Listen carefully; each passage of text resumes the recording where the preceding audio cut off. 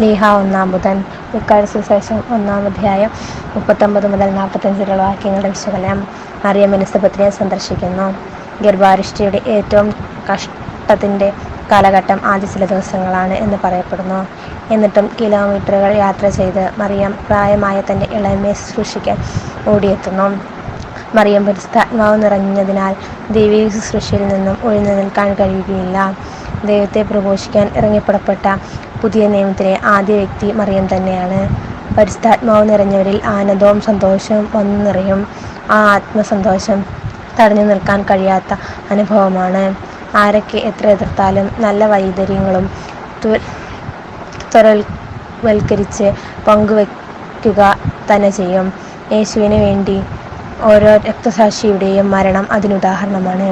പരിശുദ്ധാത്മാവ് കൊണ്ട് നിറഞ്ഞവരുടെ സാന്നിധ്യം ചുറ്റുമുള്ളവരുടെ ആത്മവർഷത്തിന് കാരണമാകും.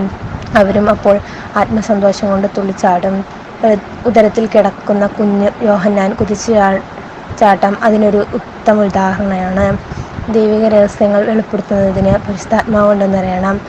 മറിയം ദൈവാത്മാവാണെന്ന് സാക്ഷ്യം ആദ്യം ഏറ്റുപറഞ്ഞത് എലിസബത്താണ്.